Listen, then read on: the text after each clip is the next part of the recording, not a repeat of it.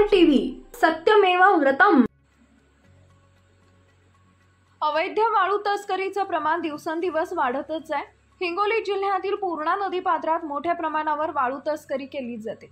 मंगळवारी सकाळी 11:15 वाजेच्या सुमारास जवळा बाजारपासून जवळ असलेल्या अनखळी शिवारातील पूर्णा नदीपात्रात घाटावरून अवैध वाळू उपसा होत असल्याची माहिती औंढा नागनाथ तहसील प्रशासनाला मिळाली।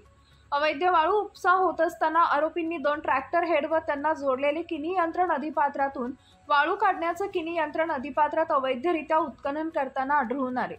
यावेळी पळून जात असताना एका ट्रॅक्टर हेड व किनी यंत्राला आग लागल्याचं मिळून आले। प्रशासनातील अधिकारी कर्मचाऱ्यांना अनोळखी व्यक्तीनं अर्वाच्य भाषेत बोलून शिवीगाळ करण्यात, जीवे मारण्याची धमकी दिल्याचा आरोप करण्यात आला आहे।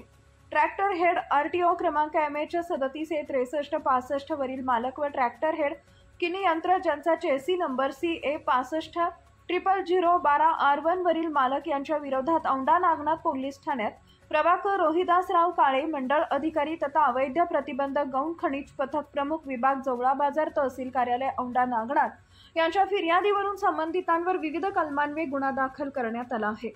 पुढील तपास चालू आहे।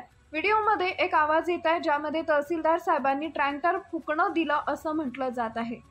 मात्र मंडळ अधिकारी यांनी जो गुन्हा दाखल केलाय त्यामध्ये नमूद आहे की पळून जाताना ट्रॅक्टर जळून असल्याचे आढळून आले।